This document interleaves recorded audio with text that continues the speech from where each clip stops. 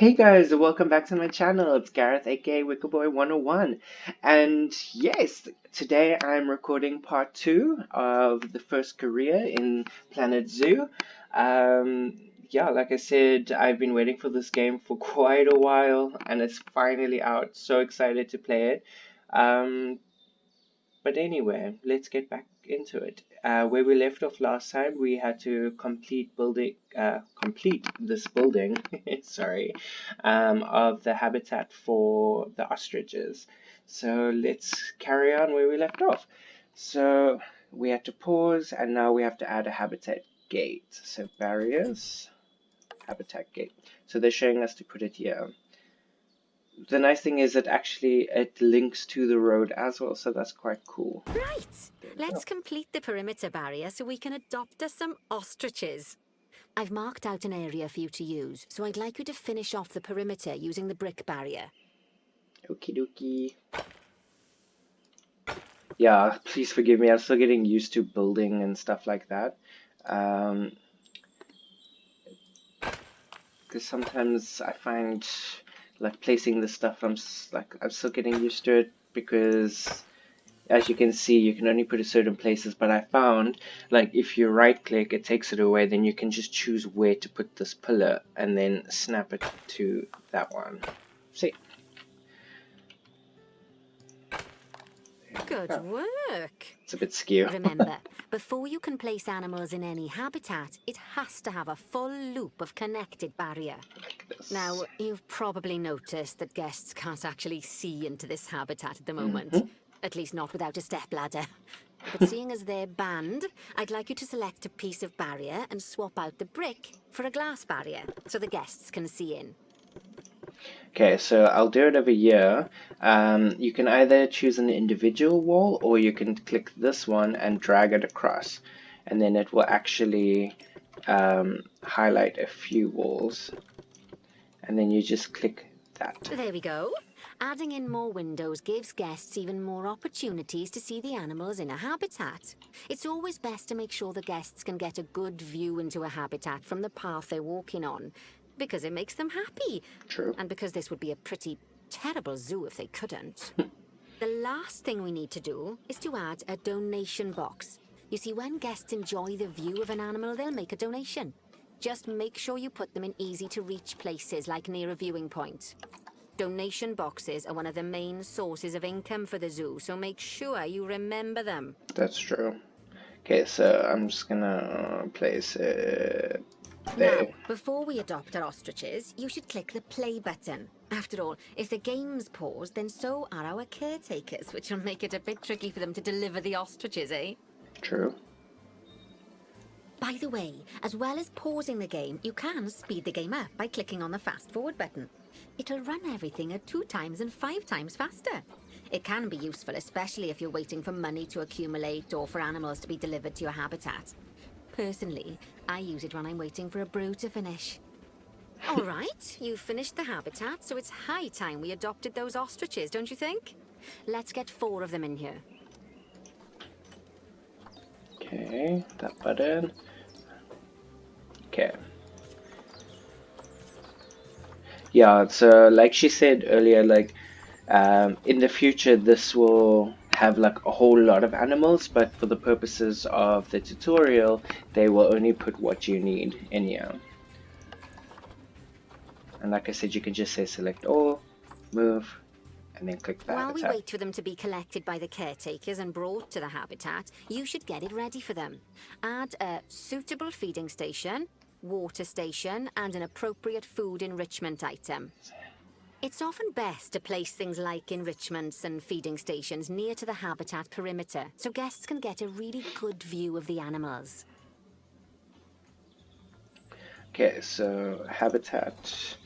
The nice thing is like, okay, like I know they've already given you the filter here, but you can literally click filter and you can choose the species. So like if you're doing the Komodo dragon, it will show you all the items for the Komodo dragon, but obviously I don't have any of them now.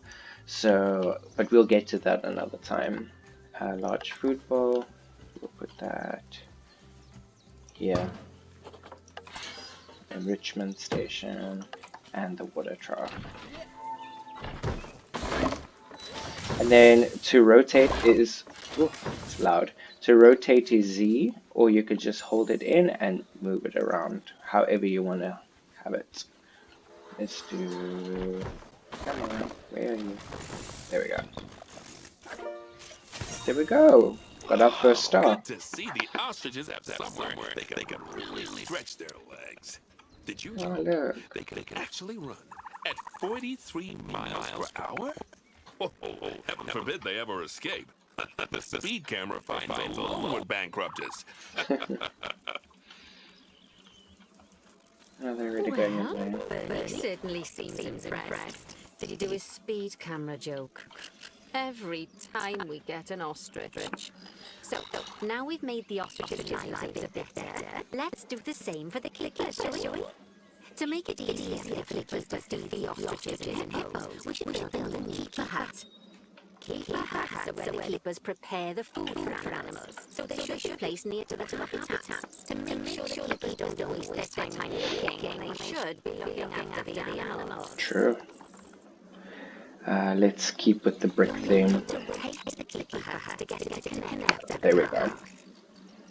Okay, so like I said, you just click you hold Z and you can rotate like this, or if you just tap it, it will spin around. Like that should be fine. This keeper hut only has space for one keeper, but the larger keeper hut can allow multiple keepers to prepare food at the same time. Oh, but bear in mind that keeper huts and other staff facilities shouldn't be placed near to areas where there are lots of guests. Guests don't like seeing facility buildings, and it can affect their happiness negatively. In case that wasn't clear. Obviously. Something that facilitating shops and a host of other objects need is power. And that obviously is your newly built keeper hut. Let's place a transformer next to it, shall we? Okay, so this is basically just showing Now, an the reason overlay. everything's Oh, there we go. is because you're using the power heat map. This map allows you to see what is and what isn't powered in your zoo. So once you've placed your transformer, you can click in the bottom left to turn the heat map off. Should be, yeah. Lovely work. Now the keepers can start using the hut to prepare food, and thanks to where you've put it, they won't need to walk very far to deliver it to the ostriches and hippos. Let's get on to your next objective then. Bengal tigers. We want to adopt some, but I'm afraid there's nothing ready for them yet. Head on over to the plot of land I've marked out. It's not too far away. Righty, your next job is to build a habitat from scratch. And concrete and glass, I expect. So go ahead and build it. Just make sure that the habitat includes that big hole we've dug. Oh, and don't forget to add a habitat gate to the barrier. True. Oh, and make sure the guests will be able to see the tigers. Yeah, so like she was explaining, obviously like the keeper huts and stuff, the guests don't like to see. So, I mean, you would try and keep it like here they are all together. But if you look down here, so here's the main paths, and these paths are like a different color. This path is only for employees, so guests won't see it. So that's quite cool. But yeah, anyway, let's build the barriers. Okay, so start in this corner.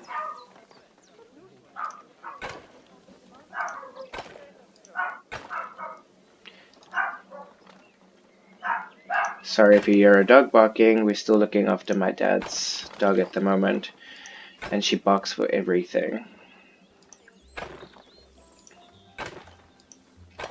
Trying to build it as close to the pathway as possible. Hey, Choo Choo.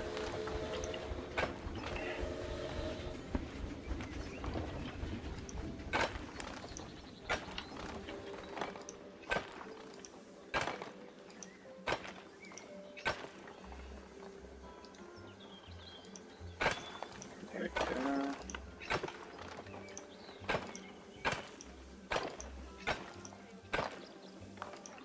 There we go. Okay.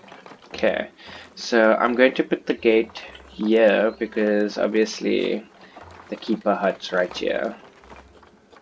Okay, so we'll put it maybe about there. Now, Bernie takes safety very seriously at his zoos, so we should probably make sure those tigers can't jump out of their habitat, don't you True. think? Agreed. The way we'll do it is by changing the height of the habitat's barrier. Okay then, you should start by double-clicking the habitat barrier, which will take you into barrier editing mode. Great. Now highlight the entire perimeter of the habitat. You can do that by clicking and dragging the barrier selection tool. Yeah, like I explained earlier, so you just use this. It's quite useful. Now you've got all of the perimeter selected, you can increase the height of it by clicking and dragging the barrier height tool upwards. You'll want to make sure it reaches a height of at least 3.7 meters. 3.7. There we go. Now that the habitat is in place, don't forget to put down a donation box near to your viewing areas. We need every dollar we can get. Especially as these tigers aren't exactly eating instant noodles for lunch. No, they are not. But also, let's add the glass. Okay, but before I carry on, I think this is a good spot to end the video. But yes, thank you for watching, and I will definitely be recording some more of the stuff for you guys. If you like what you've seen so far, please like, subscribe, comment, hit that bell notification so you can see every time new content is being uploaded. And yeah, please share with your friends and enjoy my videos. But yes, enjoy your evening, morning, afternoon, wherever you are. Can't remember if I said it. If I did, I'm saying it again. And I will see you guys in the next video. Bye.